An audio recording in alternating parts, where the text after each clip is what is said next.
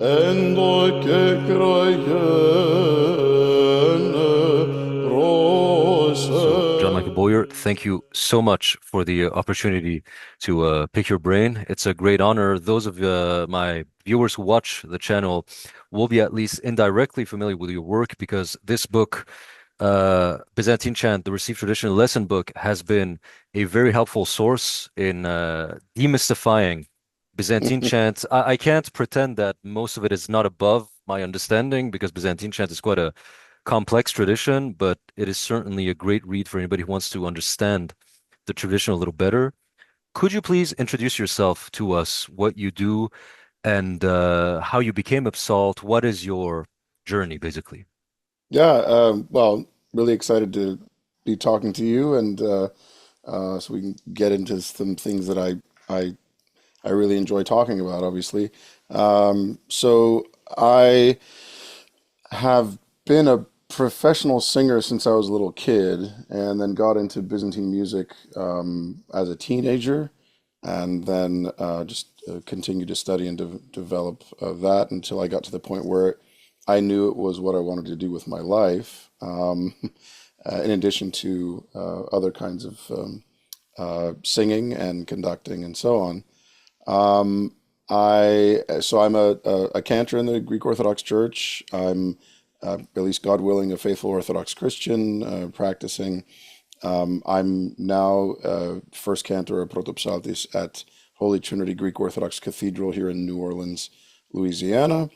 I am now interim musical director, or will be next season interim musical director of Capella Romana. I've been serving as associate music director for the last several years, and have been a member, a singer in the ensemble for decades before that. I'm also director of the St. John Koukouzelis Institute of Liturgical Arts. So I have my lovely swag here, which offers online classes in both in Byzantine music and also in Orthodox Christian liturgics. And then I give workshops and seminars around the country, and associated with various institutions here and there. I still hold the title of Protopsáltis, or first cantor of the Metropolis of San Francisco, although not anymore being in that metropolis. That's sort of ex officio at this point. But yeah, I've essentially made Byzantine music my life's work. You mentioned my textbook. I also have a couple of books of Byzantine music in English. I have one of them right here. This is Son of Justice, Byzantine Chant for the Nativity of Our Lord. So all the music that one needs for the cycle of services around the Nativity, around Christmas. That's basically what I do. And in addition to being a conductor and voice teacher and so on. And how young or old were you? When did you enter the world of Byzantine chant? Was it very early on in your life? Was it later on? How did you transition? Because I'm not always cognizant of how much people within the Orthodox community, immediately enter the liturgical musical space of Byzantine chant. It really depends on where you are. So if you're in Greece and you kind of get either wrangled into doing it, or you it just looks like something you want to do, or you're related to somebody who does it. I mean, you'll find young children up at the chanter stand just sort of learning by osmosis as young as 5 or 6. I didn't really get into it until I was 14, which frankly is late for something like this, especially if you're meant to study it in the traditional manner of sort of, sitting at the master's feet and absorbing everything you can. But even so, I mean, I was already a musician and a singer by that point. I trained in a Roman Catholic choir singing Gregorian chant and Renaissance polyphony and so on. But at 14, then much younger Alexander Lingus was the chanter at Holy Trinity Church, now Cathedral in Portland, Oregon, which is where I grew up. And he's very dear friends with my dad, who's also named John Boyer. At some point, my dad started kind of apprenticing with Alexander. at the chanter stand there in Portland. And at one point, I just said, I think I'll go and do that with you. And kind of the rest is history. I just started out as a simple apprentice, just holding ison, doing isokratima, which is the sustained drone in the music, which you've talked about in one of your previous videos.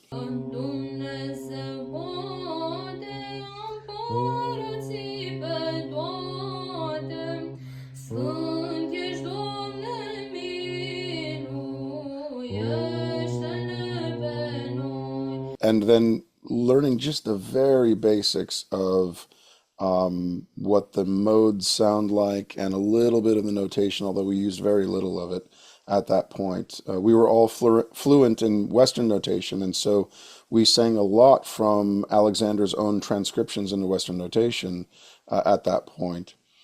And then I did that kind of like that for 4 years, until I got the opportunity to go to Greece and study with the late Lykurgos Angelopoulos, who is founder and director of the Greek Byzantine Choir, Ελληνική Βυζαντινή Χοροδία, and studied with him over the course of a few months there. And on my last night in Greece that year, he took a stack of recordings of his choir, like 10 recordings of choir, on cassette and CD, whatever they were, and just gave them to me and said, "Πήγαινε και μάθε, go and learn." And when I got home, all of 18 years old, I did all I could to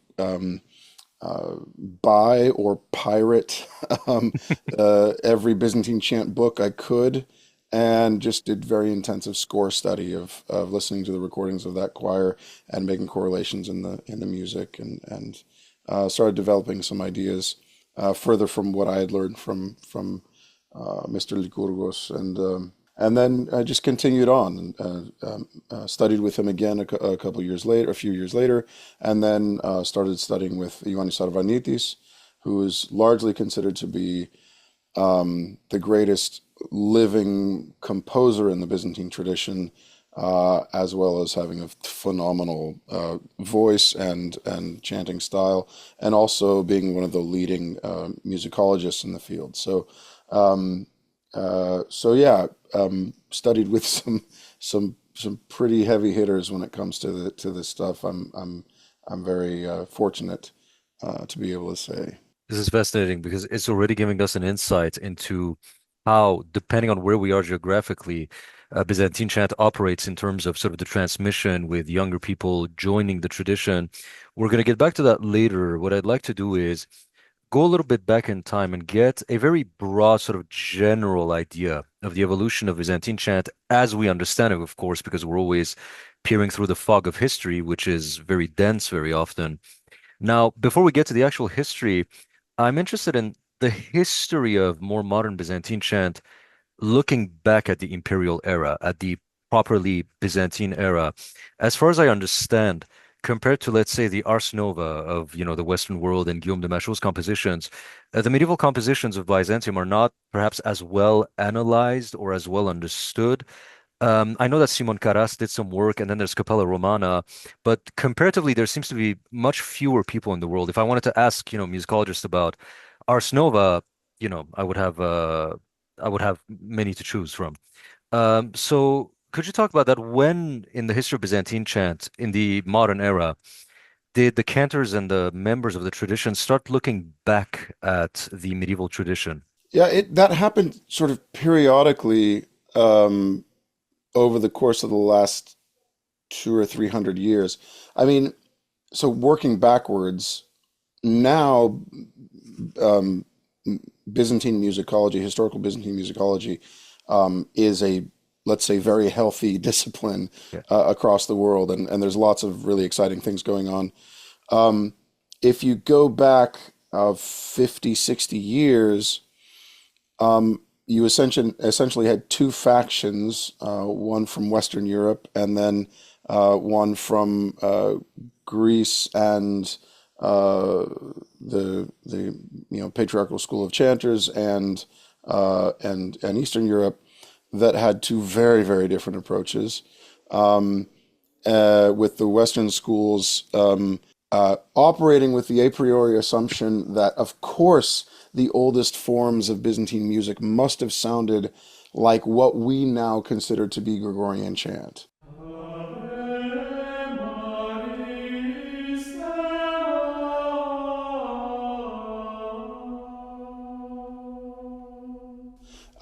And I know you've done some work on this already, but and the problem there, of course, is just the general logical fallacy of that, right? That to start with that as an aiming point for how to make sense of the vast library of Byzantine chant manuscripts that we have going back to the 12th century or so. It frankly intellectually irresponsible, but they didn't realize that because their idea of the progression of music, and again, this is a gross generalization on my part, so not particularly responsible either, but was this sort of once upon a time music was incredibly simple and had and sort of ethereal and free form, and then things got more rigid and then more sophisticated as things went on, and eventually you get Beethoven,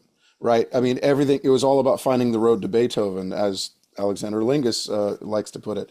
And so that already, when you operate in that in those terms, you're already sort of setting yourself up to fail when you don't consider whatever musical tradition you're looking at as being fully formed and fully fledged in its own right in that moment. So that's one thing. If you look at the traditional Byzantine chant books, of which I have quite a few behind me here, and you look at the transcriptions that were made in the 19th century, primarily by the group that we refer to as the three teachers. So that's Chrysanthos, who was Bishop of Miletos, and then Chroumouzios, the archivist, and Grigorios, the first chanter of Protopsáltis.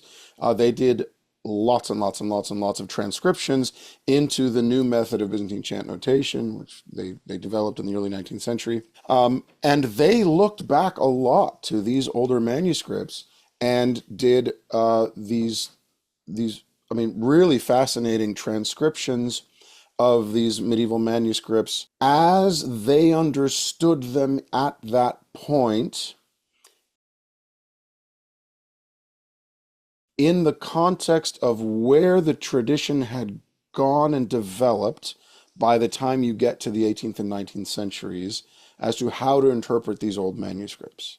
Okay, so even within the tradition, there's this level of historical musicology going back and looking at older manuscripts. The musicology, and again, with very broad strokes here, in the West, of this road to Beethoven kind of mentality of what early music must have sounded like, yielded, on the one hand, a set of transcriptions in Western notation that, if you were just to sing them as they were written in their transcriptions, yeah, you would get something akin to what a lot of ideas about what Gregorian chant sound like.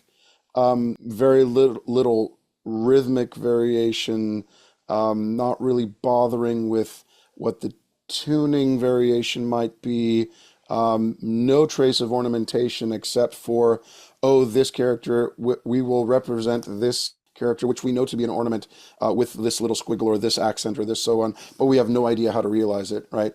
But just to be faithful to transcribing that manuscript, we will include them.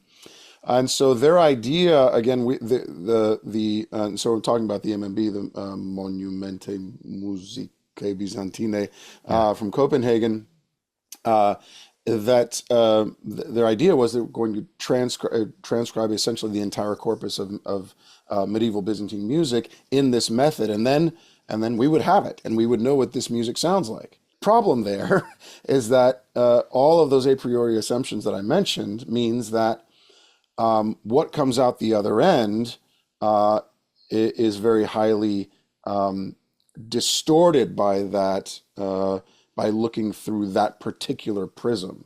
But what that did was demonstrate that one could interpret these medieval manuscripts in a simple way. In other words, essentially, one character on the page in Byzantine music equals one note, right? Or, in a couple of cases, a couple of notes, right?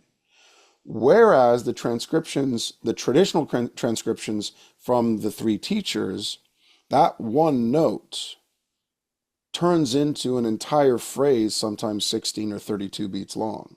So what you get is a piece of music that, and one example of this, a piece that is referred to by the three teachers and everybody subsequently as to mega ison, the great ison, which was a pedagogical song written, attributed to St. John Koukouzelis in the 13th and 14th century, which is a pedagogical song that essentially just, all the text are the names of the different neumes, with those neumes there, and showing you how to execute each of those characters within the melodic tradition.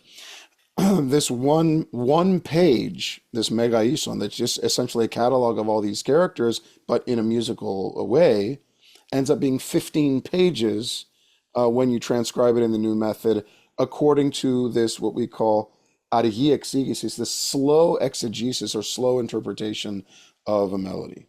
Okay, so very quickly, what that means is, and this is an example that Ioannis Arvanitis likes to use. There's a phrase, let's say in the first or plagal first mode, that if you interpret in its simplest way, would be, let's see, ananas to Kyrio.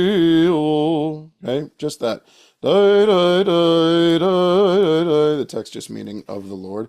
To Kyrio.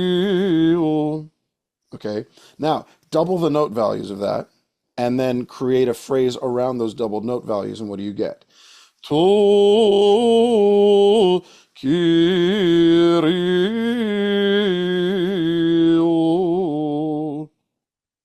And then if you do that again and again, you get a much longer phrase, which is something like to Kyrio.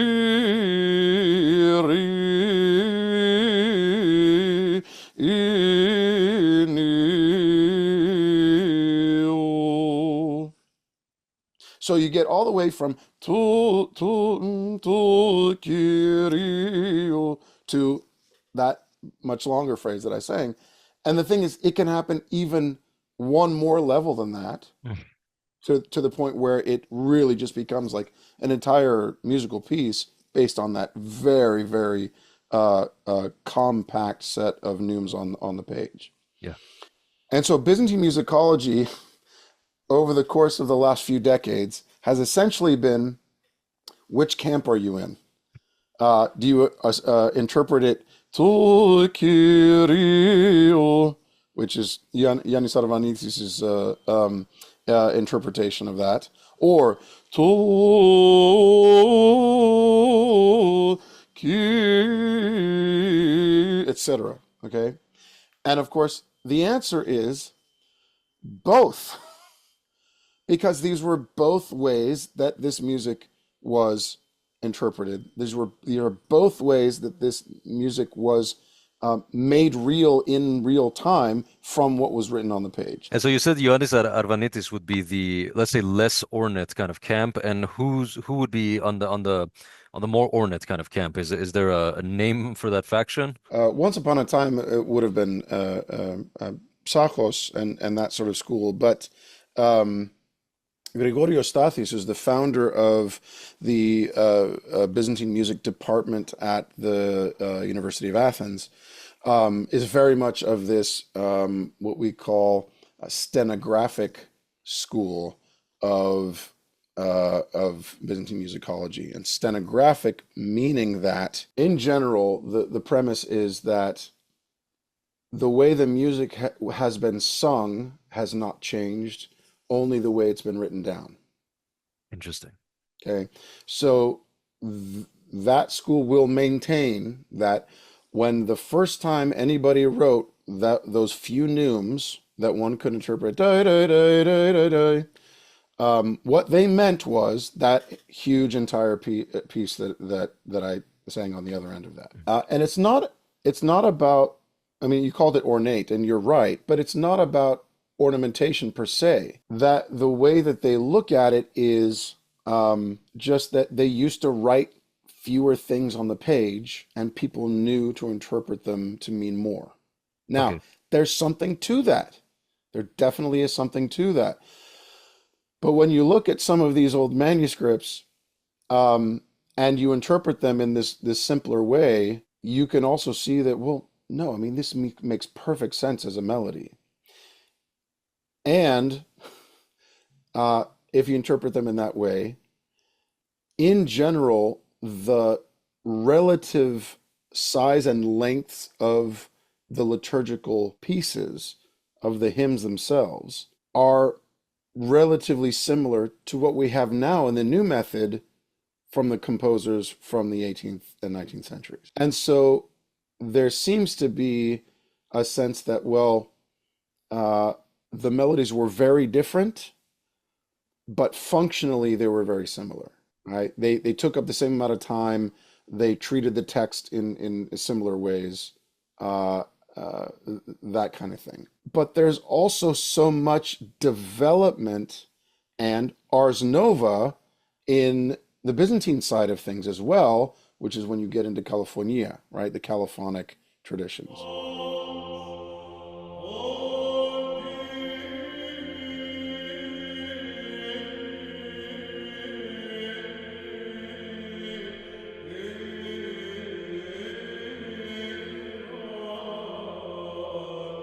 Composers would take a piece of music, let's say from the old Stichirarion from 100 or 200 years before them, and then use that piece as a jumping off point for this explosion of musical virtuosity and exploration within the mode.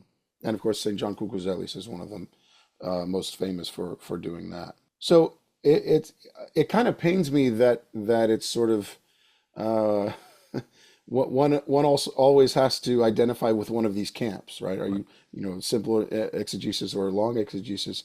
And again, the answer is both, because it's clear that by the time the 17th, 18th, 19th centuries rolled around, this is how they interpreted those old manuscripts, right? So it's part of the living tradition. It's part of the landscape of Byzantine music history, and certainly part of what we do now. I mean, so many of the pieces that I if I sing anything by in the received tradition in the ecclesiastical context, if I sing anything by a composer from before 1700, then what I'm singing from is a transcription of that in this long exegesis, in this long Yeah. uh, version of interpretation of the manuscript. So for the people who are very interested in the things that you said, there's two different directions people can go.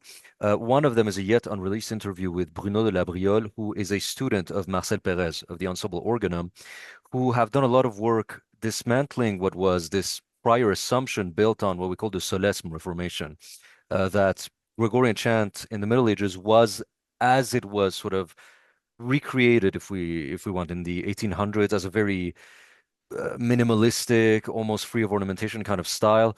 At this Not point, it is almost, completely free. completely free. Yeah, completely free, basically. And at this point, it is pretty much established. The pendulum of history has actually swung the other way around, that whatever the many great varieties of chant, both secular and liturgical, would have sounded in medieval Western Europe, they would have been more compatible with modern Byzantine chant. And these modal traditions, we can look at Scandinavian traditions that have a high degree of melodic development. Ireland also. We don't need to always look to the East. Is something Mm. that I always warn people. This is still very much alive in the folk traditions of Western Europe. Western Europe.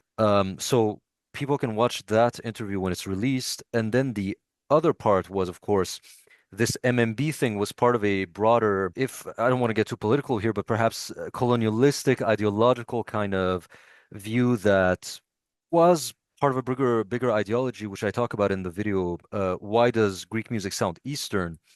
which was this idea that there was a time when it was shocking to consider that the enharmonic modes full of microtones were the bedrock of ancient Greek music, and that it was not some Wagnerian sounding diatonic tonal sort of music, but rather something almost proto-Makamic, depending on who you ask and who you talk to, but something definitely more on the modal end of things. The people can go watch those different things to have an idea. And the so getting into now the history of modern Greece, um, the it's kind of like the same kind of thing that the monks of Solesmes did by in their revival of Gregorian chant, which God bless them, because I mean Gregorian chant wouldn't be anywhere really around the world if it hadn't been for them. Yeah. Performance practice issues aside, the movement in the late 19th, early 20th century in Greece was all about aligning Greece with Western Europe, rejoining the West after having been under the Turkish yoke for 4 centuries. And so, in that context, anything that was considered Eastern was associated with the chains that they had just thrown off.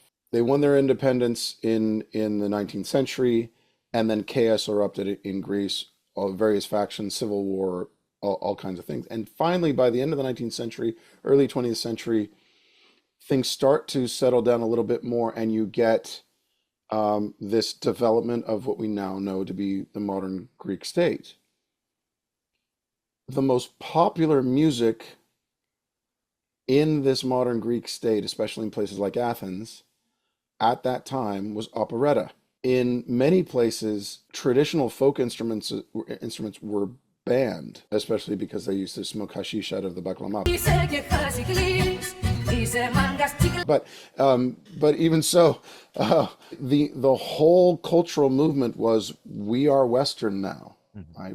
And it was a very much a self-conscious movement in reclaiming their not Turkish, not Ottoman, not Islamic identity.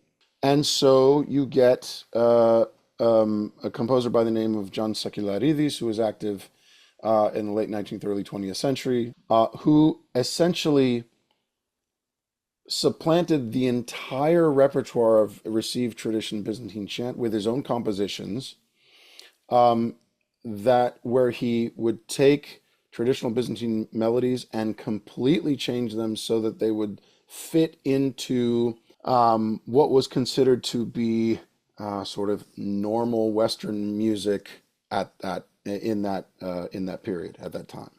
Right? So one of my favorite examples of this is a very familiar piece that's sung in almost every divine liturgy, the melody for the second antiphon, for the refrain of the second antiphon, which is Sos animae Theo, o Anastasek necron, psalon dasi, alleluia. So, metrically, rhythmically, what's going on there? All kinds of great stuff, right? Because it's steeped in a culture that also has traditional folk dance that is in 5s and 7s and 9s and 11s.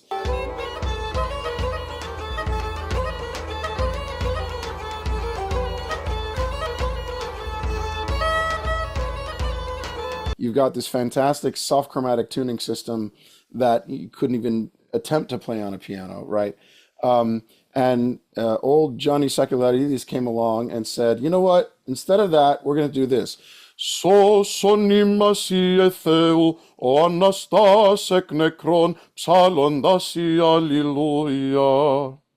Okay, and with that kind of vocal production.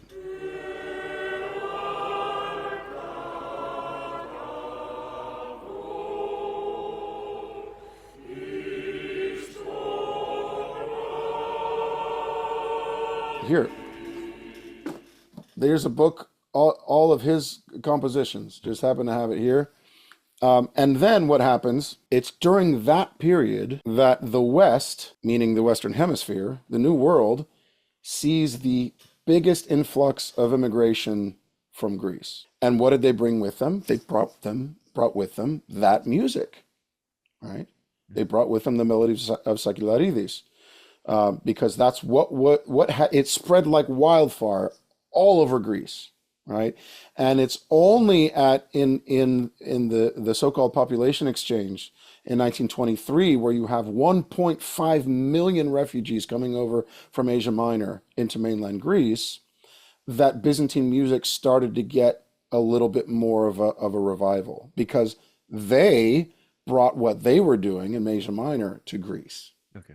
And then the immigration from Greece took what they were doing then to the New World and places like Australia and others. And so what then happened was you get these much more westernized melodies, in many cases, especially from the perspective of somebody growing up in the West, simplified melodies. A lot of people like to say, oh, well, it's so much more simple. I'm like, yeah, kind of. But only if you don't know anything about Byzantine music, right? I mean, to somebody who is steeped in Byzantine music, some of the melodies of Sakellarides are actually more difficult, because of some of the things he did with rhythm and with tuning and so on. So that music comes over to the United States, and then we get something else I just happen to have here. This is the hymnal by Georgios Anastasiou, 1955, published in Philadelphia, Pennsylvania. And it is the melodies of Sakellarides harmonized in 3 and 4 parts according to the harmonizations that Sakellarides himself and his students would do either extemporaneously, or they would write them out that way. And that was like the hymnal in the Greek Orthodox Church in America for decades. And then you get someone named Frank Desby, whose Greek name is Fotios Despotopoulos, and he steps in and he takes some of what Anastasiou did and he cleans it up. In some cases, he expands it into 7 and 8 parts and makes it a little bit more. And he knew his stuff. He wrote his dissertation on the modes and tuning of Neo-Byzantine chant. And so he was also instrumental in sort of starting the revival of Byzantine music in the United States, maybe unwittingly, because he was highly influential to a very young Alexander Lingus, who they would meet at choir conferences, and Frank Desby would kind of take him, they'd be talking about whatever they're talking about, budgets and so on, and he's in the corner with Alexander Lingus showing him Byzantine chant notation. Even Frank Desby, who I think a lot of my friends and colleagues in the Byzantine chant world like to sort of think of as the great enemy in liturgical music in the United States, was instrumental in all of them learning Byzantine music, because although he didn't, Byzantine music isn't what he published or anything like that, it was still there in some small way, and he knew his stuff. He also knew a lot about medieval Byzantine music. This is fascinating because there's this upcoming video that I'm working with my friend Dimitris Dallas from Chicago, where we talk about the so-called Westernization of Greek music, and basically it depends on which register of the music we're talking about. So Paradosiaka outside of the Ionian Islands tends to be the more conservative forms of music in Greece, whereas Laiko tends to be primarily driven by tonal Western harmony with sort of modal, if you want to call them native elements. I'm not going to go into Yep. that's a philosophical debate. I'm not going to get into what's native or not. So it's interesting to see that there was a time when even the liturgical tradition could have underwent a total sort of conversion into what was it actually, could there have been a course of events if a few things had been placed differently, where today we would be looking at an Orthodox liturgical chant in Greece that's closer to the one that we hear in Russia, for example, with 12 tone equal temperament and harmonization and everything. You don't actually have to look far. I mean, if you go to the island of Kerkyra, the local tradition there, Kefalonia, they all have their own local, essentially polyphonic traditions.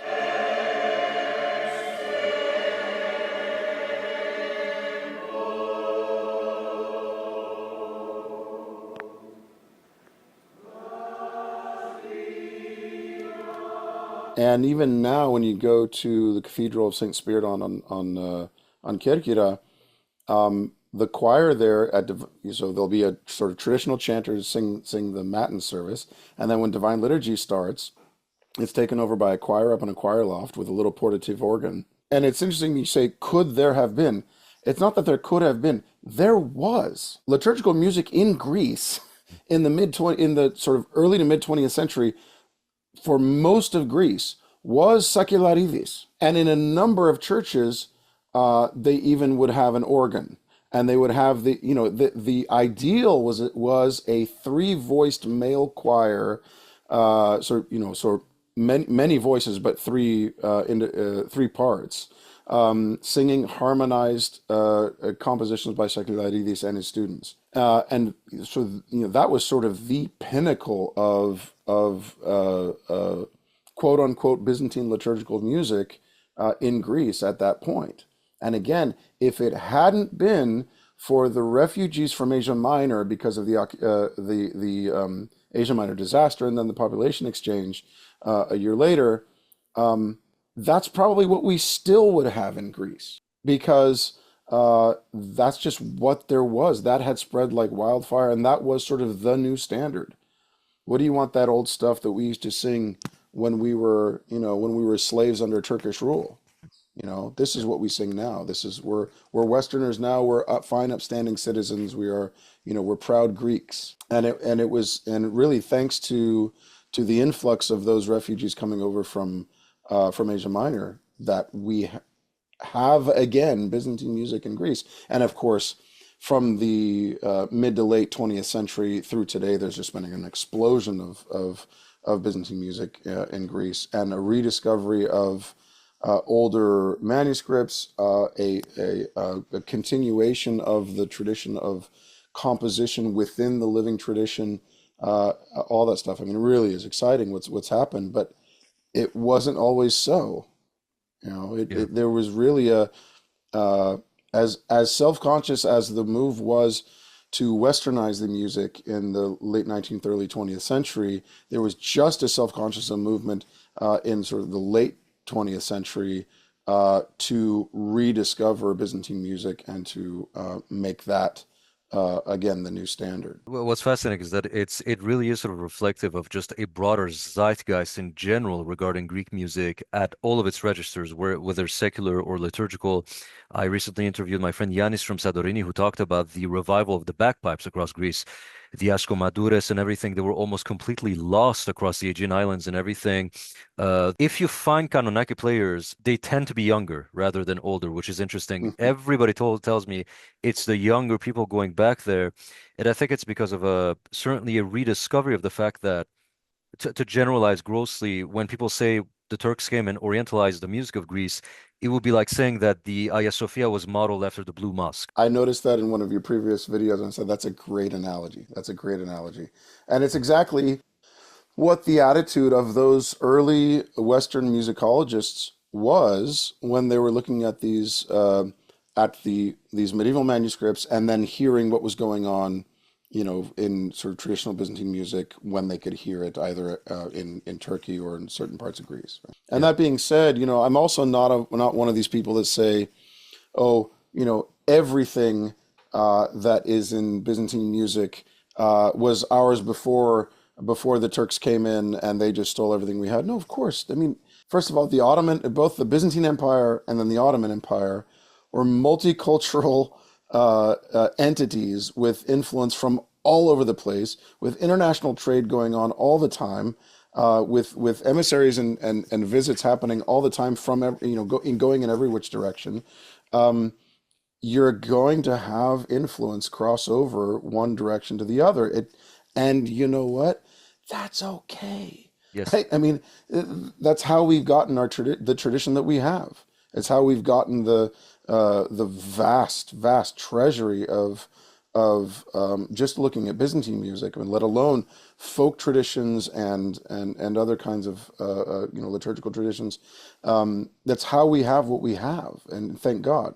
Again, very seldom is one extreme view of history going to be right, right? It's always going to be somewhere in the middle of how these things happen as far as influence. And the other thing is that, so especially those of us in the New World, I was born and raised in the United States. The United States this year is celebrating its 250th anniversary. That is a blip in the timeline of Byzantine music, right? People have no idea how long 100 years is when they're looking at something like a 1500-year history, right? When we say a 1500-year history, that's the uh, the entire history of the United States, um, 6 times, right?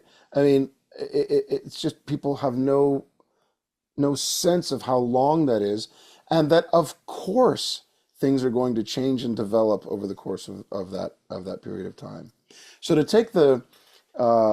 take the perspective that um, our music has never changed. The only thing that's ever changed is the way it's been written down. I mean, it's demonstrably false, right? I mean, you can just see, okay, this is, I mean, even within the same notational system, right? You'll see, okay, this is quite different than this, and so on. I mean, it's just not, it's almost never as simple as all that, frankly. And maybe that's my general point. Yeah, it's the analogy that I like to use is I think one of the most controversial sounds around the Balkans would be that Hijaz sort of tetrachord.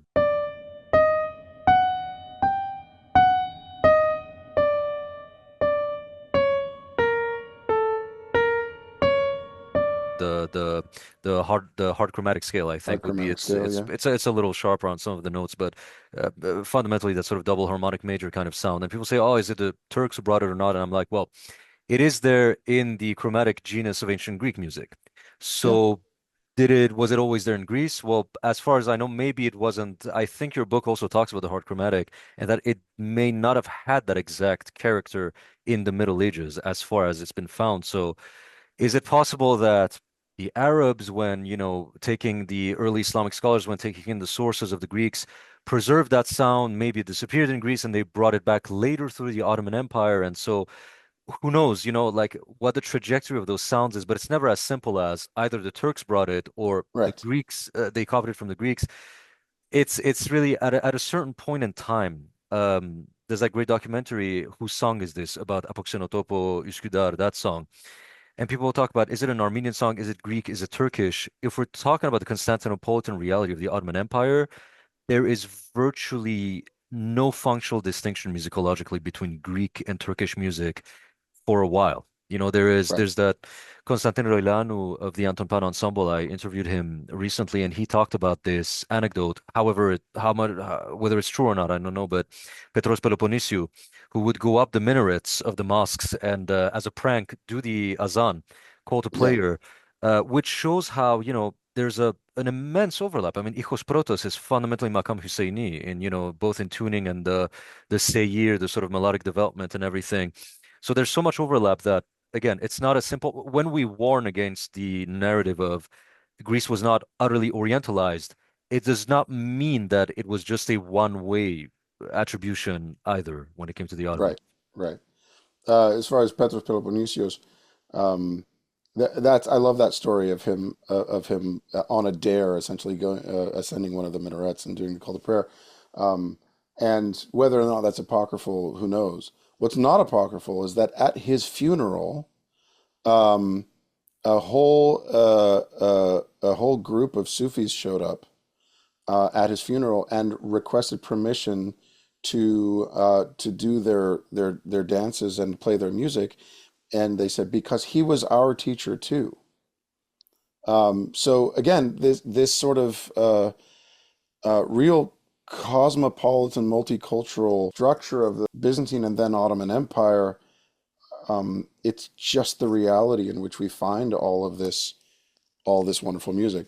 And when it comes to the hard chromatic genus, I mean, yeah, I mean, at the end of the day, and I have to be honest, the question of where does it come from is maybe the least interesting Yeah. question for me, right?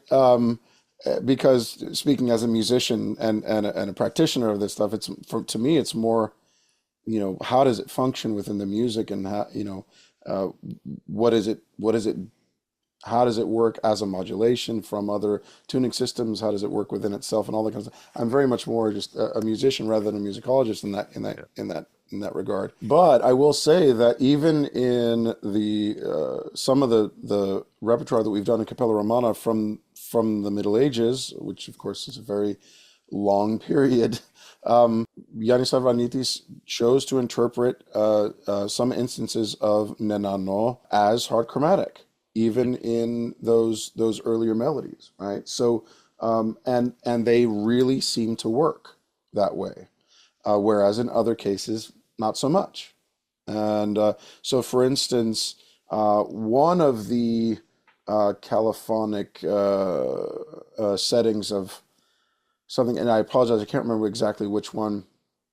Well, goes in a couple of different ones that we've recorded, goes into this hard chromatic sonority, and it seems to just absolutely fit perfectly. And I'm sure when Yanni was transcribing this, he probably considered, well, should I maintain it in the sort of hard diatonic or Pythagorean tuning system, or should I go into hard chromatic, and how does it work? And ultimately, he decided, no, it's clear that that it would have been hard chromatic. Whereas, if you listen to the Telefteion, the last antiphon for Pentecost, kneeling vespers from our Grotta Ferrata CD, the entire thing is in Nechia Nes Nenano, so plagal second mode, which in the modern tradition would be hard chromatic, and we do the entire thing in essentially Pythagorean intervals without any chromaticism whatsoever, and it works. And I think, and if we had tried to do that according to hard chromatic, it wouldn't have worked, right? And there's some of these things it's impossible to make the kinds of generalizations that, frankly, musicologists like to make when they don't bother actually making sound and seeing how it sounds and how it works as actual music. And this, and again, I have to credit Alex Lingus with instilling that value in me, and with all the work that he's done for the last 35 years in Capella Romana, and that I'm hoping to continue at least for the next season in Yeah. his stead in that approach. Any theory one may have about how music was once upon a time, how it developed, it's all great. I love reading about all that kind of stuff, but unless you actually sing it, unless you actually play it, then you're kind of off the hook, because you can say, well, it could have been like this, or it could have been like this, or it could have been like this. But if you have to sing it, you have to make a decision. You got to choose one. Or if you really want to bore people to tears, you can say, well, it could have been like this, and then sing it like that. Or it could have been like that and sing it like that. No. I mean, if you want to actually present something as a piece of music, then you have to make decisions. And that's where, honestly, because Capella Romana has gotten a lot of flack from, sort of both sides of the equation when it comes to Byzantine musicology and other kinds of historical musicology, when we branch out into other kinds of music. And it was, well, you don't know what it sounded like that. Well, of course we don't. I mean, the earliest recordings from the early 20th century, of course we don't.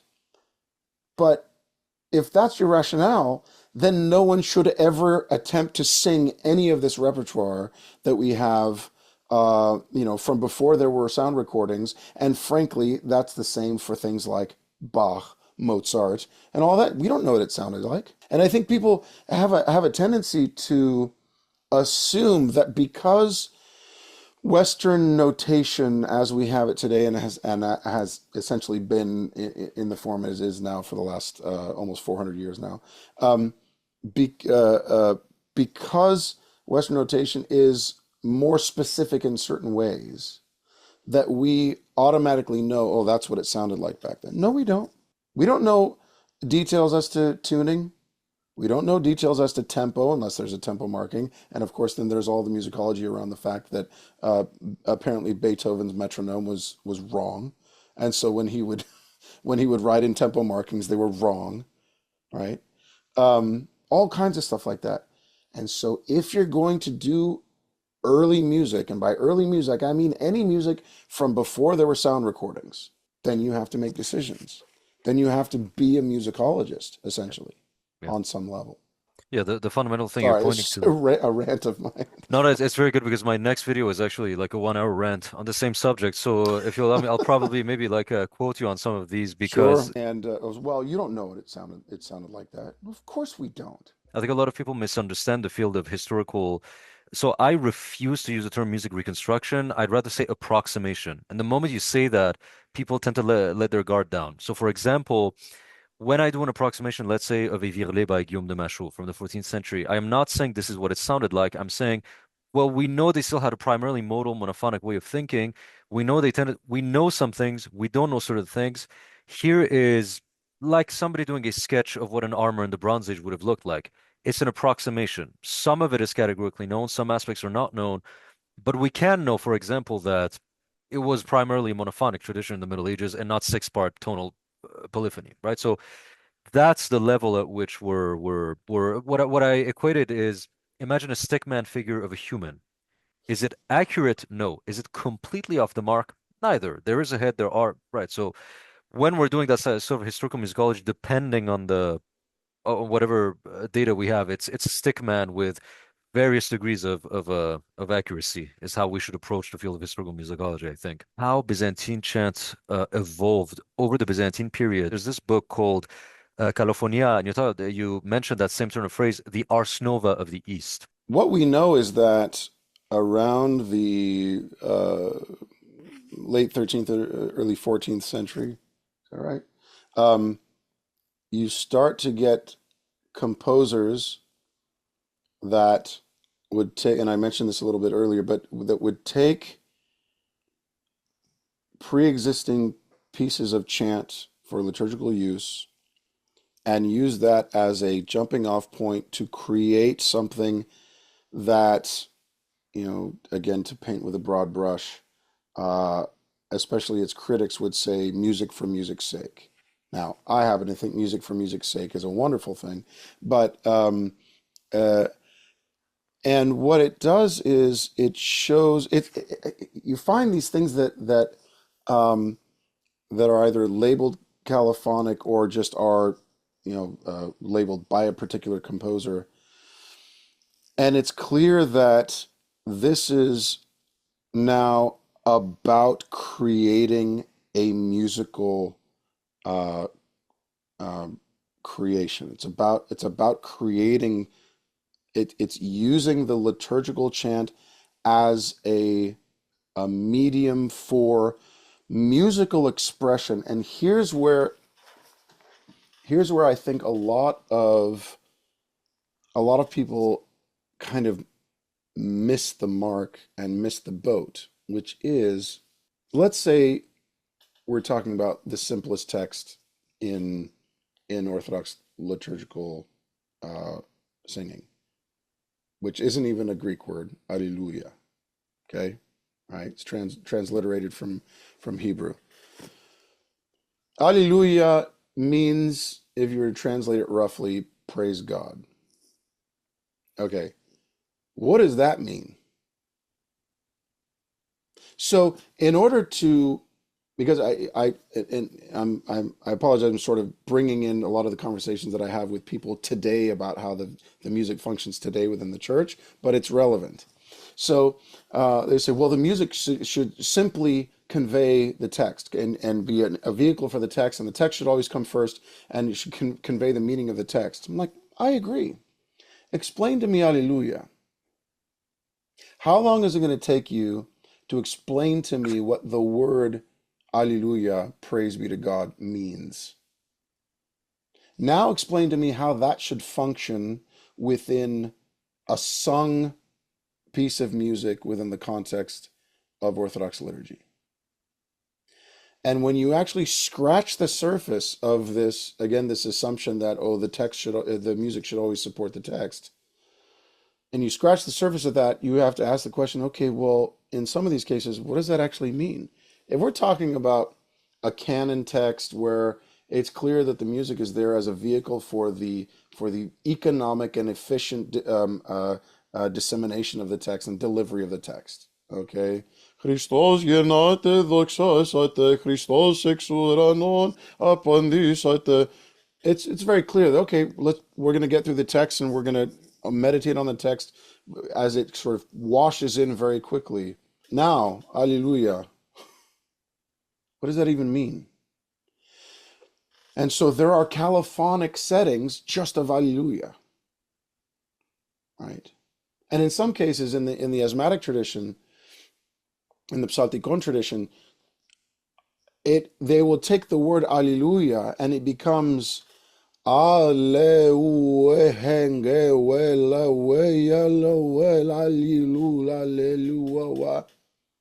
where'd the word go? Well, everybody knows you're singing Alleluia. And so now it's incumbent upon first the composer and then the singer to somehow take the listener on a journey that will in some way approximate what the quote unquote meaning of praise be to God means. Mm-hmm. Right. Well, now if you take that and you apply it to a hymn text from the liturgical tradition, and it's a hymn text that comes up every year for a particular feast, let's say St. Nicholas, okay? And for a particular liturgical moment, rather than singing the usual version that we have from the Stichirarion from 200 years before, there's now been a new composition of that same text in the same musical mode, but using that text now as a vehicle for teasing out even more meaning, even deeper meditation into what that text actually means, how the melody can reflect what that text means, and then more often than not ending, or before the very end, going into abstraction, song without words.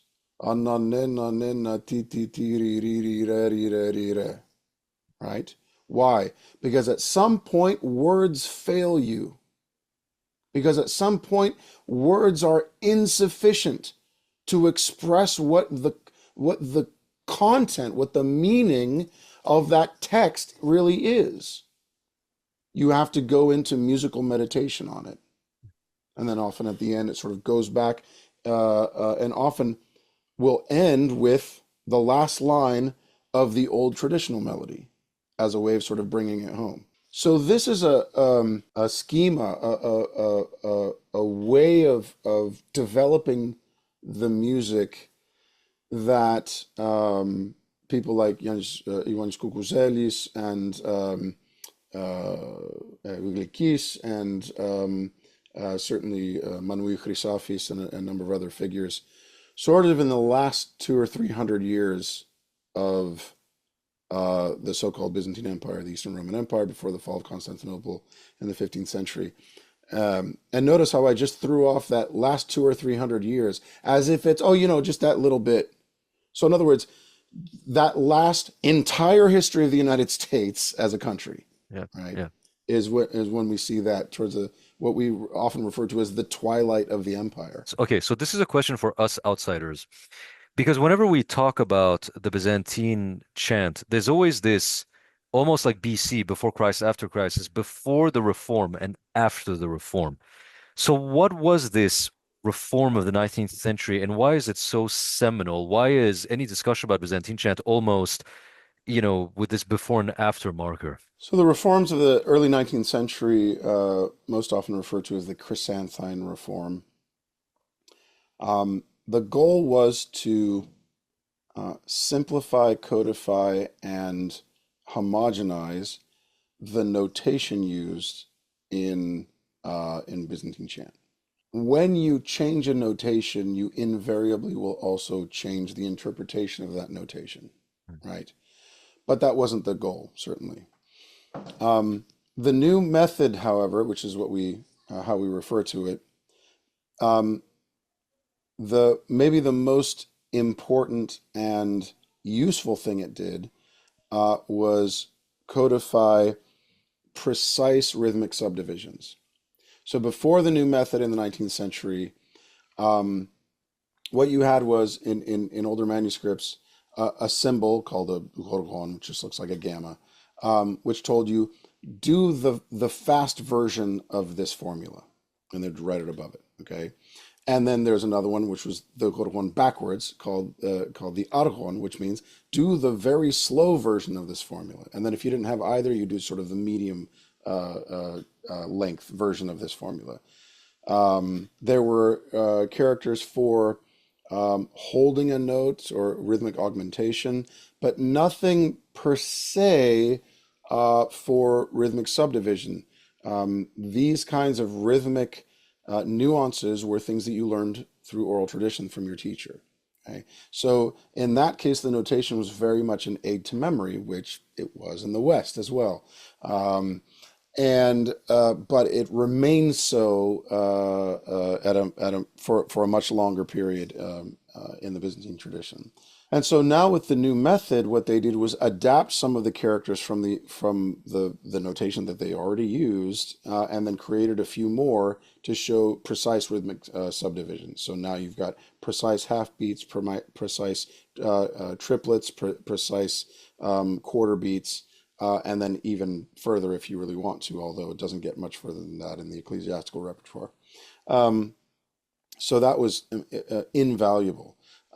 They also developed a 7-syllable system of solfege, say that 10 times fast, to parallel do, re, mi, fa, sol, la, si, do in the West.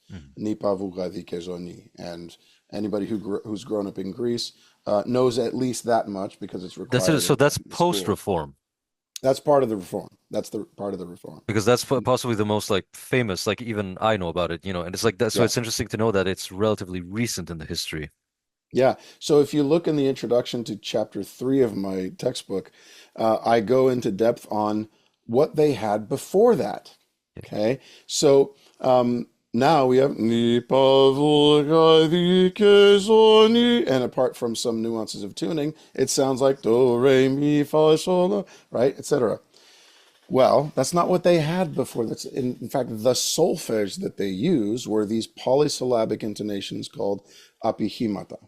Okay, an apihima, an intonation, or enihima, or would be essentially the name of the note, but also the name of the mode that's based on that note. Ananas, that was the solfege for that note. Neanes, na na, ahia. And so there were 4 of these intonations for going up the scale and 4 for coming down the scale. Anes, neanes, ananes, neahia. And because they didn't have this other system of 7 solfege syllables, everything was based on the tetrachord. So that would just repeat. Ananes, neanes, na na ahia. Ananes, neanes, na na ahia. Anes, neanes, ananes, neahia. Anes, neanes, ananes, neahia. Neanes, ananes, etc. Okay? And so in order to learn a piece of music and sing the solfege of a particular piece of music, Whereas now, let's say for Kyrie Kekrex, Lord, I've cried in first mode, first piece of music in the Anastasia, okay? Ananas, vulpa, vulga, vulpa, ninizoni, vulpa. Well, what they would sing was, Neanes, na na, necheanes, aneanes, neaie, necheanes, na na, ananes, neanes, neche, aneanes, ananes. And so you would have to sing this polysyllabic intonation for every single note. And if there was a leap in the melody, you would sing the intonation not only for the note you're on and the note you're headed to, but every note in between. So if you wanted to go from ba the, you would sing ananes, neanes, na na ahian. Okay, I've got there now, right? And so it took a bit longer to learn a piece of music, and it ended up that when they went into the process of developing these reforms, they realized that, well, maybe there could be an easier way of learning the melody if we just had one syllable per note. Really helpful in that regard. However, one thing that the development of this new 7-syllable system of solfege did to the music is that it made it seem like you could think of every single one of the Byzantine modes in an octave system, and they're not. Okay, Byzantine music is fundamentally based on the tetrachord and pentachord, and so once you get to a way of thinking of the melody wherein the upper tetrachord and the lower tetrachord are somehow completely distinct,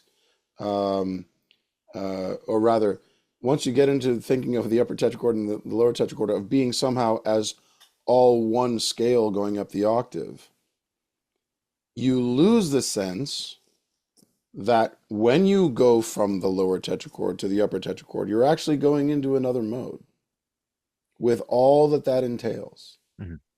Dominant tones, melodic attractions, melodic formulas, everything. And so that part of the reform, I kind of wish I could have gone back to some of those meetings and said, you want to have single syllable solfege? Great. Just make 4 for ascending and 4 for descending, just like they are in the tradition, right? And you can just, and you can do that rather than, let's do something exactly as they have it in Western music, because of course it's a different musical tradition. So that is something that essentially changed. Obviously didn't change the music that came before it, and for the most part, it didn't really change the way that they wrote music after that. But 100 years later, when that's all that anybody knew, a lot of the music that was written in the 20th century, all of a sudden you realize, oh, they're thinking of this music in terms of an octave system rather than traditionally in the tetrachordal and pentachordal systems. So that's one thing. They also got rid of a bunch of characters in the notation that they deemed to be superfluous. And in some cases, I think they were right. There were a number of characters in the notation that essentially meant exactly the same thing, and they would show up in different manuscripts in different forms and that kind of thing. But in at least one case, the loss of one of those characters was not on purpose, and that is called the oxia, the tilted, slanted version of the neum that tells you to go up by one note. And there's even a letter from the publisher in Paris that of the first book that came out that didn't have this oxia. The first printed book does have it, the Anastasia Matarium Petros Ephesios, in I think it was 1915 or 1920. And then, sorry, 1820. What am I thinking? Sorry, 1820. And then, but the very next year, when they published a Doxastarion, a book of Doxastica, the publisher writes a letter to the most esteemed teachers of music in which he says, I know that In certain cases, you want the oligon to look like the oxia, but I didn't have time to concern myself with silly matters. But I did come up with this great character that tells you when a phrase is continuing to the next line. Um, and so, you can sort of, if you think about how older books were printed, you can sort of figure out why.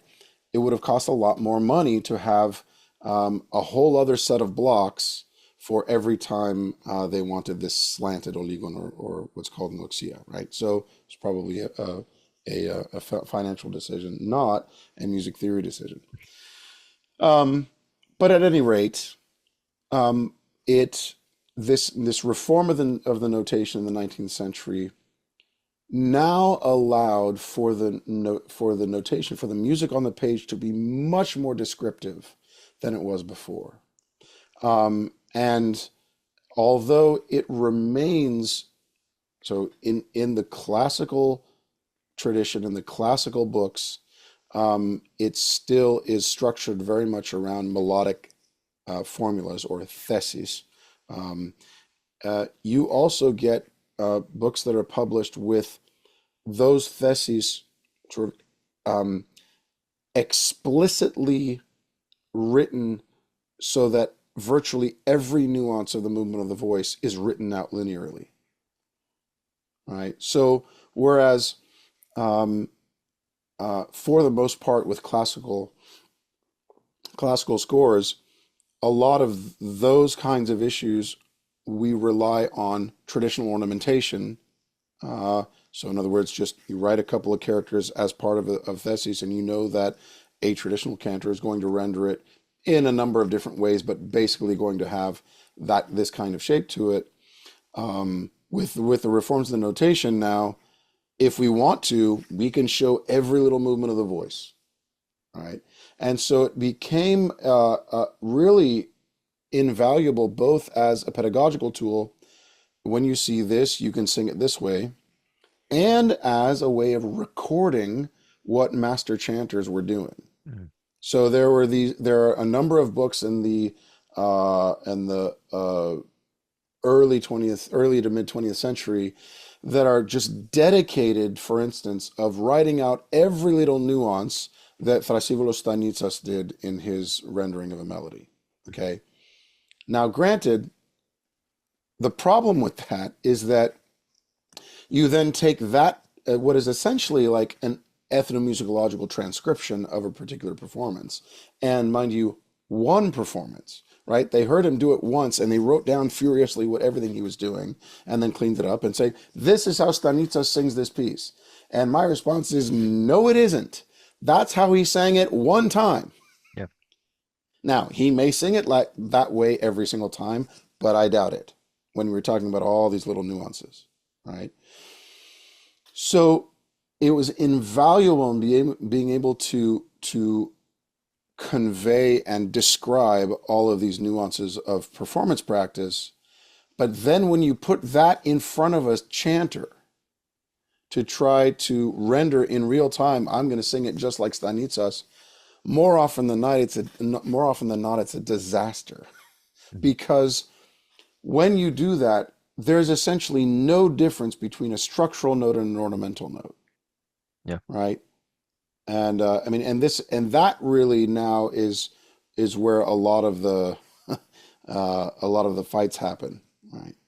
And it was a very long answer to that question, but and then the other side of it is when you have my grand teacher now, Simon Karas, come in and say, what he did was he was sort of he was a cantor and teacher and theorist, and essentially ethnomusicologist. He went around and recorded lots of chanters here and there, both on Mount Athos and at the Fanar and around Greece and lots of different places, as well as folk music. Right, he's a big name in sort of the preservation of folk music in Greece. Just to mention, my patron saint of ethnomusicology, Domna Samiu, was one of his students. Students, yeah. Yeah. What he realized is that the way a lot of people were singing Byzantine music in, let's say, Athens in the mid 20th century, um, was missing some elements of ornamentation and expression and melodic attraction and nuance and nuance of tuning and so on than what you heard on Mount Athos at the Patriarchate and other sort of and certain islands and so on. And especially if you were to hear some of these traditional cantors that came over from Asia Minor just a couple of decades before, right?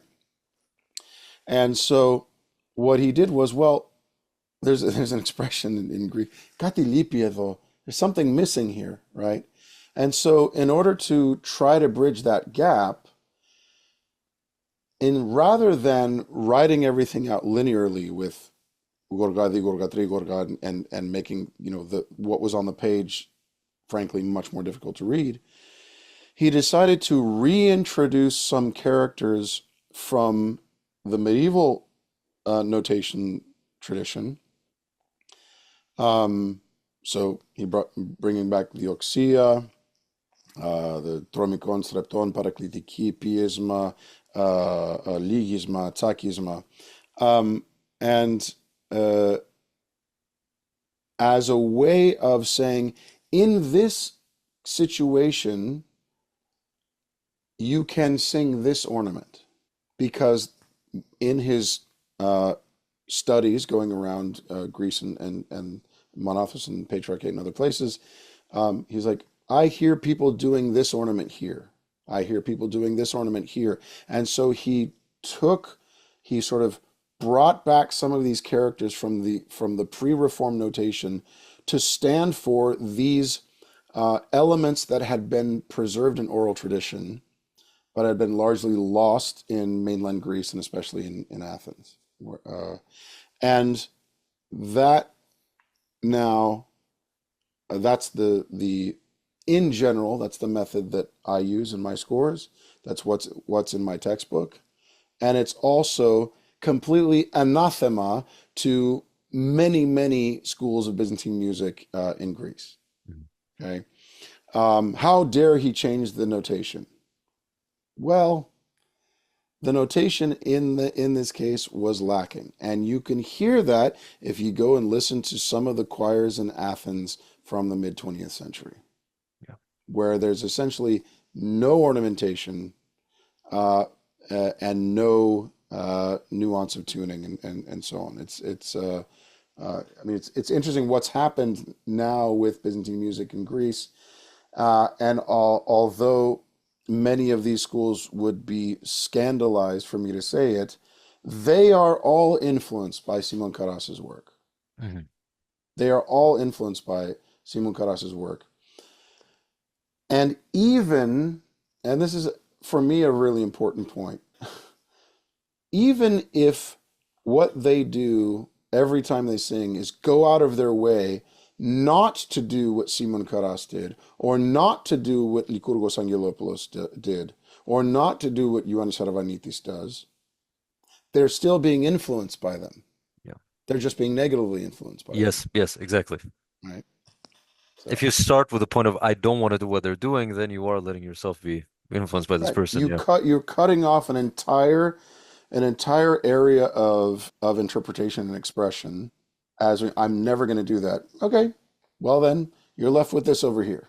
We're going to the last questions now, and it really segues into sort of the reality of Byzantine chant as it is today. Something that fascinates me, you talked about the fact that the notation was so precise that they would notate exactly how a single performance was done, but that would not take into account the fact that ornamentations are very often spontaneous. It changes every time. It's like folk music, apoxenotopo, you'll find there's no one way, there's no canonical arrangement of it. There will be Right. different ways to perform it. And I think probably that must have been exacerbated with the arrival of recording technology. Do you think that post-recording technology, because one thing that I have to constantly explain to people is they'll say, I like your cover better than the original when talking of folk song. I'm like, which original? They're like, how Right. this does not apply. That concept does not apply. And I was talking to a psalt who said that, nowadays, of course, it doesn't apply to you because you're a natural baritone, but Alexander Lingus talked about the fact that nowadays the sound of orthodoxy has become that like deep sort of chest register that is almost very famous for Byzantine chant, almost to the point where if you were to go with a more head voice, it would sound unnatural. But then you look at some of the earliest recordings. Who was the earliest recorded psalt? I forgot. Afriotis. It's very nasal and it's very. I heard it for the first time. I said that doesn't sound like Byzantine chant, but you know what I mean. It almost reshapes your expectation of what the music should be.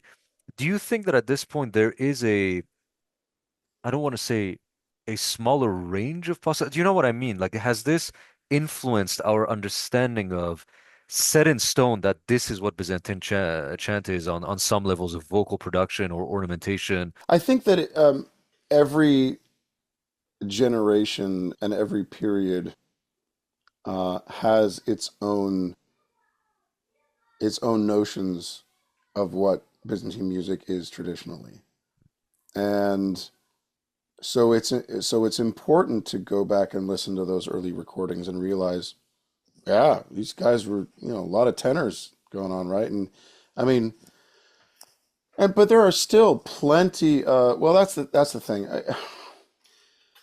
Even now, because of the explosion of Byzantine music, not only in Greece but in Romania and Lebanon and even in places like Serbia and Bulgaria and even Russia, to say nothing of the New World, um, you can find kind of everything under the sun, right? And it's all part of the landscape of the music. And one can call something non-traditional, and I've been known to do that when I come across certain things. Um, but I think that gets thrown around way too often, because um, not the question is not traditional in what context, in comparison to what, and in what period of history. Um, my favorite is I mean, favorite. Um, One such criticism people like to make these days, because it is now getting more and more popular, is that you will have the sort of hardliners, traditionalists of Byzantine music saying women's voices don't work with Byzantine music. And the thing is, that may be true here and there, but I don't think it actually has to do with women's voices per se. I think it has to do with how those voices are used, and how those particular chanters are. To to characterize all female chanters as being untraditional is, again, demonstrably not true. And especially now with recent scholarship, we know that even in Hagia Sophia, there were female choirs Yes. singing along with male choirs. Eunuch choirs also. And eunuchs. We didn't Yep. get into the eunuchs, but yes, the Hagia Sophia in one period of its history had castrati, right? It was a thing. Um, and but it's funny, and again, most of what I tell you, I'm telling you because I heard it from people like Alex Lingus. But the what's really interesting is that the existence of female choirs at Hagia Sophia has always sort of been there as part of the narrative, at least on the sort of the fringes of the narrative. But what you see is early iconographic depictions of these female choirs. The members of the choirs are dressed like sort of normal women. And then you go like 100, 150 years later, 200 years later, they're all dressed like nuns. Hmm. So because the mindset of the people painting the picture, literally, had changed, right? That there's no way they had, secular women singing in Hagia Sophia. It must have been a choir of nuns, right? Just like and this is the extreme case, one of the folk songs about the fall of Hagia Sophia refers to it as a great monastery, because at that point, the only churches that size and that prominent were monasteries.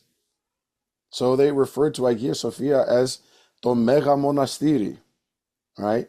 Which obviously it wasn't. It was the seat of the of the patriarchal church. It was a cathedral basilica. So anyway, there's all kinds of these kinds of issues that come into play when somebody makes a broad generalization like, oh, that's not traditional. Now, how do we get on that? Well, you're talking about the range of voice in use. Even today, you can find everything from low basses to high tenors doing traditional Byzantine music and doing it well, right? And it's all part of the tradition. And frankly speaking, when I hear somebody say of a choir, oh, their voices are too high, that's not traditional, I know immediately they don't know what they're talking about. They've just heard something from someone, or the recordings that they've heard of Byzantine music happen to be the choirs of the Vatopedi Fathers, who are all bass baritones, right? Yeah. So I mean, all of the first chanters, the Protopsáltis at the Patriarchate for the last 100 years, with the exception of one or two, have been tenors. Yeah. Leonidas Asteris was an operatic tenor, literally, right? Panagiotis Neochoritis, although he sings in a baritone range, is a tenor. Listen to his high range; it's phenomenal. His star student, Dimos Papatzalakis, who is now chanting with him at the Patriarchate, is one of the most gorgeous tenor voices you've ever heard, Mhm. right? Stelios Kodakiotis, my dear friend and colleague from Capella Romana, who had the position at the island of Tinos at the Shrine of the Evangelistria, warmed up before we recorded one of our recordings in Capella Romana by singing Nessun Dorma. Okay, the prominence of tenor voices in Byzantine music has always been there, and so it's these kinds of characterizations. I don't find to be particularly helpful. It's more like, yeah, okay, you don't like what that choir sounds like up in that higher range. Maybe listen for other things that make you not like it, or maybe look at other things that you might listen for now that they're singing in that range, right? So, Because what's interesting is that very often these sort of puritanical sort of statements of tradition, they will often invoke the history. Well, in the past, they will invoke originally there were eunuch choirs, and so I once joked. I said, if you right. truly want to be traditional, you know what to do. Like if Exactly. you. I've had that discussion, for example, with some older Greeks here who, they were born sort of in the 60s and everything, and their idea of tradition is like and so then they'll Mm. hear Skiladiko and they'll say, oh, this is not traditional. This is, and I say, well, in the typological features, a lot of the songs of Yanis Pandazis are far closer to what was more archaically done in Greece than a lot of Laika is, How we define traditional is, as I say, again, I use the example of the electric bass. If all of Byzantine chant were to use tonal harmony for a sustained number of decades, I would say that is the tradition of Byzantine chant as it is now. Now, that brings us to the last question, basically. One of the things is that the tonal Western idiom has become the global idiom for most people across the world. Most of us, you know, may grow up bilingually in a non-tonal idiom, but everybody sort of understands the tonal idiom at a intrinsic level. Recently, we've had a new chanter here in New Orleans with us, by the name of Yanis Litsikaris. A great guy, phenomenal voice, amazing singer, does also the Motika and Laika and plays multiple instruments and so on. And he was educated, he's a real chanter. He was educated in Greece, and it was wonderful to have him join us here in New Orleans. And he would do a lot of these moving isokratimata, that he picked up from his teachers. Άναρχος Θεός καταβέβηκεν και εν τη παρθένο κατόκισεν ερουρέμ, ερουρέμ, ερου, ερου, ερουρέμ, χαίρε δεσποινά. Άναρχος Θεός καταβέβηκεν και εν τη παρθένο κατόκισεν ερουρέμ, ερουρέμ, ερου, ερου, ερουρέμ, χαίρε δεσποινά. And I very quickly had to tell him, we don't do those here. I didn't say it was bad. I didn't say it was, a heresy. I just said, we don't do those here. And so, of course, we got into an argument about it at some point. And he couched it in terms of, well, there's a dissonance there, right? And this is what he learned from his teacher on Kefalonia. Yes, but dissonance is beautiful. And so, he would still do it from time to time, but he kind of resisted the urge to make a number of those moves here and there, just out of deference to me, because it happened to be my analogy, my chanter stand here. But it was interesting. I found it really interesting that he couched it in those terms, like, no, there's a dissonance here, and I said yes, but. So sorry, just to pause here, just to be clear, because there would have been a dissonance, he would move the Socratima so that it would not create a dissonance, is what's happening. Correct. Interesting. Okay. Right. And so the very move you're talking about, actually, so the first mode, moving from to put it in Western terms, from D down to C when the melody's coming to the cadence and sort of noodling around E minus, right? And then meeting on the D. If you look in chapter 3 of my book, I have a big no sign through that move. Yeah. Okay. Yeah. And not because it's not pleasant, but what it does is that it obscures the sonority of the mode. So if the mode is made up of the sonority of all of the scale degrees in that mode sounded against the bass of that mode, which is how the sonority of a mode is created, right? Then to move that ison, the isokratima there, just for a note or two because the descending melody happens to noodle around that E on its way home, then what you've done is change the sonority of the mode. And to the mindset of somebody who has learned the music in terms of the modal system, the signal that you're sending is, we're changing modes here. And so if you do that, then again, from my school, the way I approach things and from how I was taught, it sends the wrong signal. And it also, this is my dad's way of putting it. He would say, it tarts up the cadence. It's like putting lipstick on the cadence. Yeah. Right. Yeah. Whereas it's completely unnecessary. And once you get into the, no pun intended, mode of singing this music just against the bass of the musical mode in which you're singing, it creates this whole other sound world. If you're constantly waiting for the ison to shift in order to have a more quote unquote consonant sound against the melody, it creates a whole other way of hearing the melody.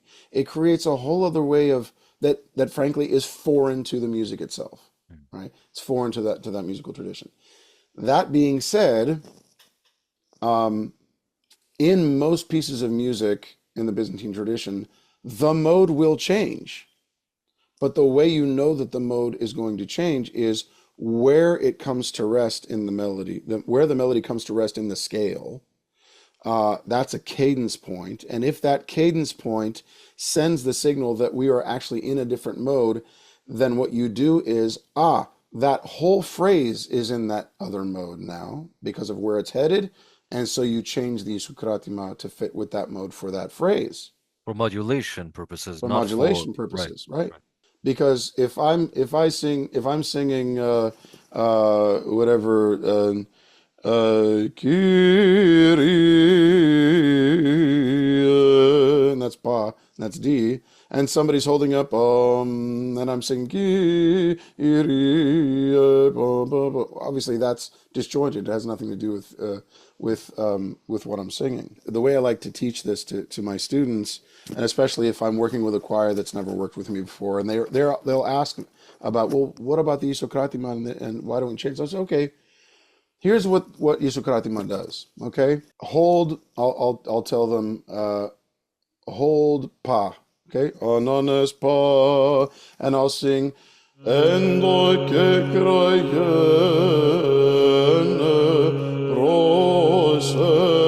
and that's sustained against this note the whole time, right? And I'll ask them, what mode is that?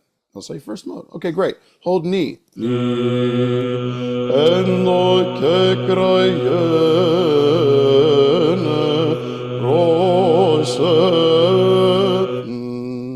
What mode is it now?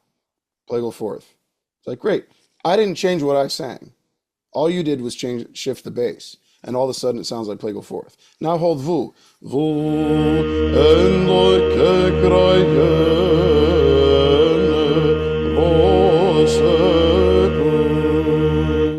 What mode is it now? Legatos. Fourth mode on vu, legatos.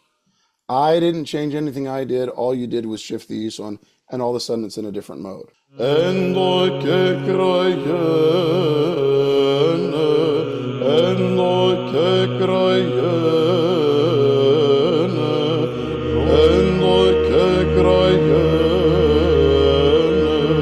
Right? Why? Because that phrase appears in all three of those modes.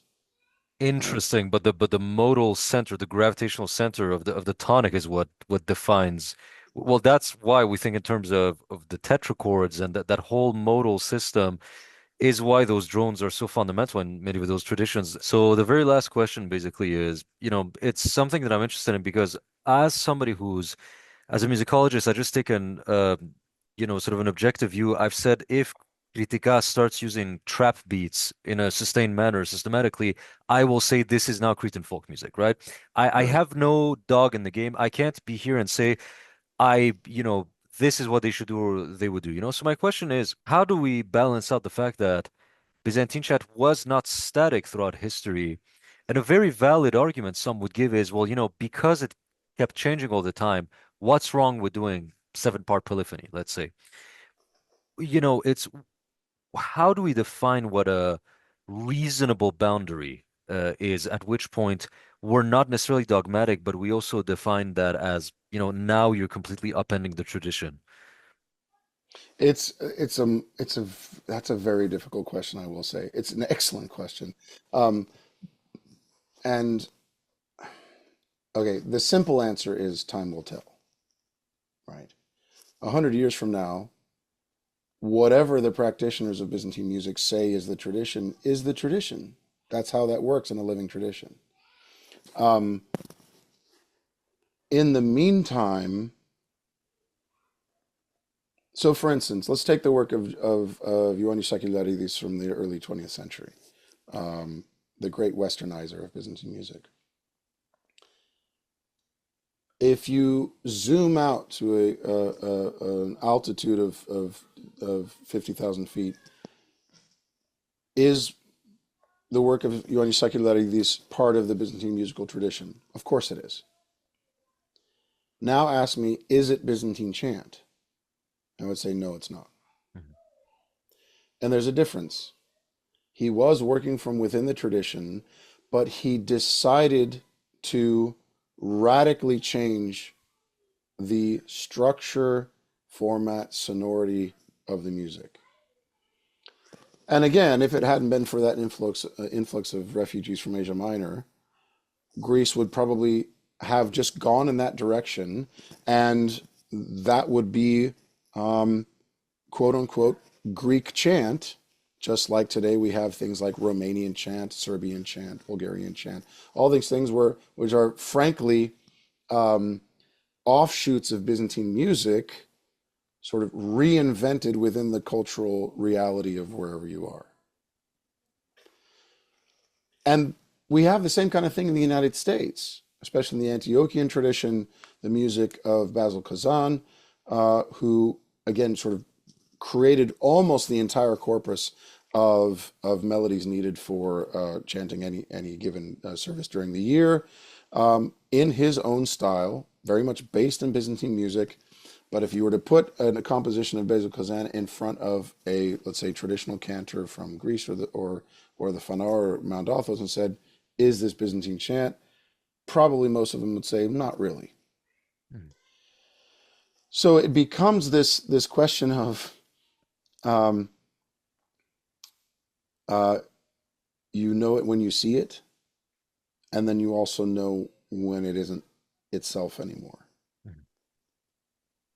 Those of us who are working from within the tradition are doing everything we can to both preserve the integrity of the tradition while also adding to it and developing it, especially those of us composing in other languages. Right? If you were to put a piece of one of my compositions in front of the eyes of Iakovos Nafpriotis, even in the early 20th century, and asked him, "Is this Byzantine chant?" He might say, "No, it's in English. How can this be Byzantine chant?" Yeah. Right? Yeah. So there. So if someone has put in the time and the energy and the work to learn as fully as possible the Byzantine melodic musical tradition, and then decide to try to continue that tradition in their own work, I would say that is within the tradition. What you often get is people who learn just enough to be dangerous and then decide, I'm going to do my own thing, and then call that Byzantine music. And again, in the context of the entire history and 50,000 feet perspective on what is Byzantine music, is that in Byzantine music tradition? Sure. Is it Byzantine chant? No. And so, unfortunately, there isn't any sort of hard, fast rule. It's like, for those of us that are doing it, hopefully our compositions will survive. Hopefully the compositions of some compositions that maybe aren't up to snuff won't survive, won't become the standard. It all remains to be seen, which is why I said really the answer is time will tell. It's definitely fascinating to look at this. This still vibrant tradition is something that makes me very happy, because I always talk about the fact that there are great classical traditions across the world. There's the Western European classical tradition, of course, but there's the Ottoman classical, Persian classical, and to me, Byzantine chant, as an Iranian who grew up with modal music, it's one of the great achievements of modal music. But it's the world in which this music was written, and I think that's maybe the most important point, is that's the context in which we find this melodic tradition. Yeah. Right? That's how it's meant to be heard. And that being said, once you understand that, then, and to go back to an earlier question about moving Ison and harmonization, that kind of thing, if you want to harmonize Byzantine music, go harmonize it, but actually harmonize it. Don't move the Ison a couple of times, call it Ison, and they say, "Oh, isn't that pretty?" And and I like that much better. I'm like, yeah, well, if you're going to do that, come over to the piano. I got some stuff I want to show you, right? You either do it or don't, right? And but no, when you hear Byzantine music in that modal context, and you just lock into what that modal context is, then it really will just open up a whole other world sonically for you as a listener.